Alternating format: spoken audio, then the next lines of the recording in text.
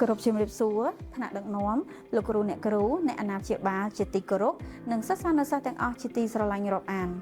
នាងខ្ញុំឡុងសេងលីជាគ្រូបង្រៀននៃសាលារៀនសវណ្ណភូមិទីតាំងចាក់អង្រែថ្ងៃនេះមានកិត្តិយសសូមនាំអារម្មណ៍បងប្អូនទាំងអស់គ្នាទៅជួបជាមួយនឹងបងប្អូនទាំង3រូបដែលនឹងមកចែករំលែកចំណេះដឹងអំពីជំងឺគ្រុនឈាមដូចនេះសូមរីករាយទស្សនាដូចតទៅជាកិច្ចចាប់ផ្ដើមនាងខ្ញុំសូមគោរពជំរាបសួរថ្នាក់ដឹកនាំលោកគ្រូអ្នកគ្រូនិងអ្នកអាណាព្យាបាលជាទីគោរពសួស្តីសិស្សានុសិស្សជាទីស្រឡាញ់រាប់អានទាំងអស់គ្នានាងខ្ញុំសុភ័ក្រអេម៉ូលីជាសិស្សនៅថ្នាក់ទី5ក1នាងខ្ញុំអលស៊ូអូនជាសិស្សនៅថ្នាក់ទី5ខ1ខ្ញុំបានលេងប្រាក់សម្បត្តិរៀននៅថ្នាក់ទី5ខ1ពួកយើងទាំង3រូបជាសិស្សនៃសាលារៀនសវណ្ណភូមិទីតាំងចាក់អង្រែគ្រូរបស់ពួកយើងពិតជាមានសេចក្តីសោមនស្សរីករាយយ៉ាងក្រៃលែងដែលបាន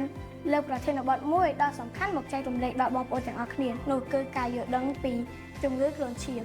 សូមរីករាយទស្សនានិងស្ដាប់ក្រុមយើងខ្ញុំបកស្រាយដូចតទៅ1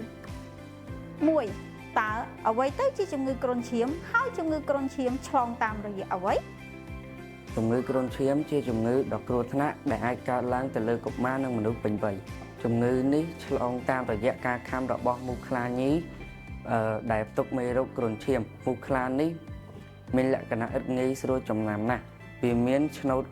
សខ្មៅនៅលើខ្លួនហើយវាចូលចិត្តពងនិងញាស់កូននៅក្នុងទឹកដក់ដូចជាទឹកក្នុងពាងគ្មានកម្របថូកាសម្បកកង្លានសម្បកដបនិងកំប៉ុងនៅជុំវិញផ្ទះយើងជាដើម2តើជំងឺគ្រុនឈាមមានរោគសញ្ញាដូចម្តេចខ្លះជំងឺគ្រុនឈាមមានរោគសញ្ញាដូចជាមានអាការៈក្តៅខ្លួនខ្លាំងរហូតដល់39ទៅ40អង្សាសេ2ឈឺសន្លាក់ដៃជើង3ឈឺក្បាលខ្លាំង4មានកន្ទួលអុចនៅលើស្បែក5ជាពិសេសក្នុងករណីធ្ងន់ធ្ងរអ្នកជំងឺអាចហូរឈាមតាមអញ្ចាញធ្មេញឬហូរឈាមច្រមុះដែលនេះជារោគសញ្ញាគ្រោះថ្នាក់បំផុត3តើការបង្ការក៏ដូចជាការព្យាបាលជំងឺគ្រុនឈាមមានអ្វីខ្លះជំងឺគ្រុនឈាមជាជំងឺដ៏គ្រោះថ្នាក់ដែលអាចកើតឡើងទៅលើកុមារនិងមនុស្សពេញវ័យជំងឺគ្រុនឈាមអាចឆក់យកជីវិតមនុស្សបានយ៉ាងស្ងៀមស្ងាត់បើសិនជាព្យាបាលមិនទាន់ពេលវេលាប្រធានការនៃការការពារជំងឺគ្រុនឈាមនេះមានដូចជា1លុបបំបត្តិទឹកដក់នៅជុំវិញផ្ទះនិងសាលារៀន2គ្រប់កម្រិតធុងទឹកឲ្យបានជិតល្អ3ស្លៀកសម្លៀកបំពាក់ឲ្យបានជិតល្អ4បោះចោលសម្បកកង់សម្បកឡាននិងសម្ភារៈផ្សេងទៀតដែលអាចនឹងដក់ទឹក5ដូរទឹកថូផ្កានិងលាងសម្អាតធុងទឹកឲ្យបានស្អាតចំពោះការព្យាបាលរហូតមកដល់ពេលនេះមិនទាន់មានថ្នាំព្យាបាលជំងឺគ្រុនឈាមបានជាសះស្បើយនោះទេ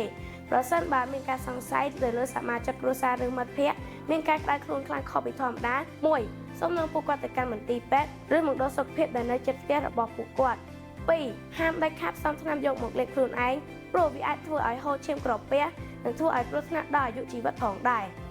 បរិស្ថានស្អាតគ្មានទឹកដក់គ្មានមូសខ្លាគ្មានជំងឺគ្រុនឈាមជាចុងក្រោយនេះខ្ញុំសូមអរគុណលោកគ្រូអ្នកគ្រូដែលបានចំណាយពេលវេលាមកស្ដាប់រូបយើងខ្ញុំសូមជូនពរឲ្យមានសុខភាពល្អសូមអរគុណ